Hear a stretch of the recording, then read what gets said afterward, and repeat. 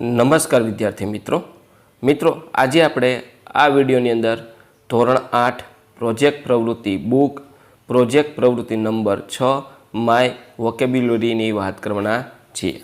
તો મિત્રો અહીંયા આપણો ધોરણ 8નો પ્રોજેક્ટ પ્રવૃત્તિ બુકનો પ્રોજેક્ટ નંબર 6નું આ રીતનું સંપૂર્ણ સોલ્યુશન છે। મિત્રો આવા સોલ્યુશન મેળવવા માટે આપણી ચેનલને સબસ્ક્રાઈબ કરો અને આ વિડીયો તમારા મિત્રો સાથે શેર કરો।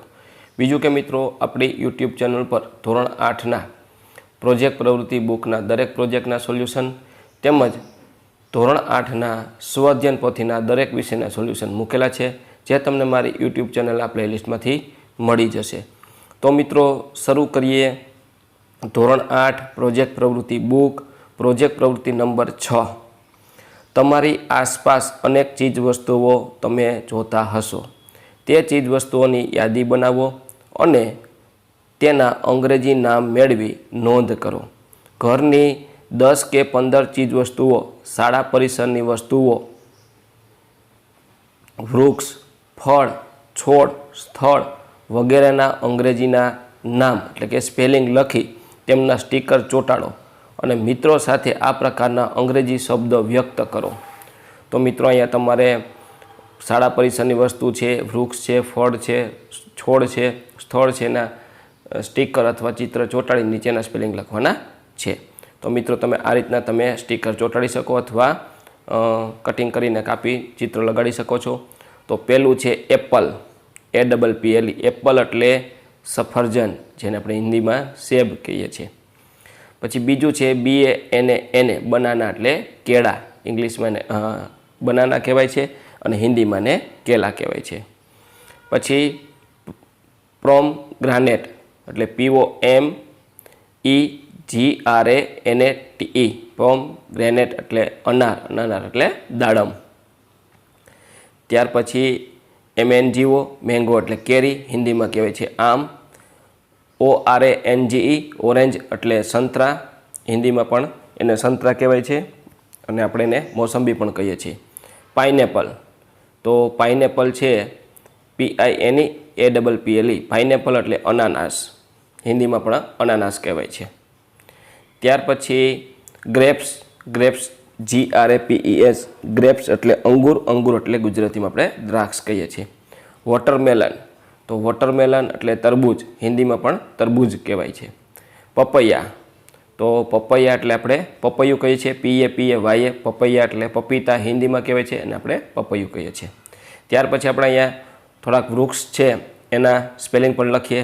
તો આ આપણે આંબાનું ઝાડ છે, બરાબર છે, અને આપણે આંબાનું ઝાડ કહીએ છીએ, એને ઇંગ્લિશમાં કહેવાય છે mango tree, MANGOTRE, mango tree, આંબાનું ઝાડ છે। ત્યાર પછી આ સફરજનનું ઝાડ છે, તો APPLE, એપલ ટ્રી, તો આ રીતનું આ સફરજનનું વૃક્ષ છે। ત્યાર પછી આ પપૈયાનું ઝાડ છે, PAPAYA, આ પપૈયાનું ઝાડ છે, બરાબર છે। ત્યાર પછી આ આપણે જે પીપળો કહીએ છીએ પીપલ ટ્રી, પીપળાનું ઝાડ પીપલ, PIPALTRE, પીપલ ટ્રી છે। ત્યાર પછી આ બનાના ટ્રી એટલે જેને આપણે ગુજરાતીમાં કેળ કહીએ છીએ, કેળનું ઝાડ બનાના ટ્રી, બરાબર છે, BANANATREE।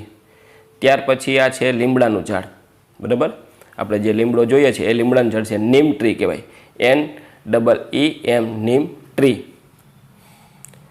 ત્યાર પછી મિત્રો આ આપણું જામફળનું ઝાડ છે, જેને આપણે જામફળી કહીએ છીએ, તો guava tree, GUAVATREE, guava tree. ત્યાર પછી મિત્રો આ આપણું નાળિયેરીનું ઝાડ છે, તો એને કોકોનેટ પામ ટ્રી કહેવાય છે, નાળિયેરીનું ઝાડ, કોકોનેટ પામ ટ્રી। ત્યાર પછી મિત્રો આ આપણા જંગલમાં થાય છે વાંસ, બરાબર, વાંસના ઝાડ છે, જેમાંથી આપણે લાકડીને એવું બધું બને છે, બંબુ ટ્રી, એને ઇંગ્લિશમાં કહેવાય બંબુ ટ્રી।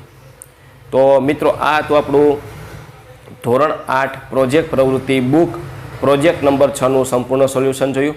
મિત્રો આવા જ સોલ્યુશન મેળવવા માટે આપણી ચેનલને સબસ્ક્રાઈબ કરો અને આ વિડીયો તમારા મિત્રો સાથે શેર કરો। બીજું કે મિત્રો આપણી યુટ્યુબ ચેનલ ઉપર ધોરણ 8ના પ્રોજેક્ટ પ્રવૃત્તિ બુકના દરેક પ્રોજેક્ટના સોલ્યુશન તેમજ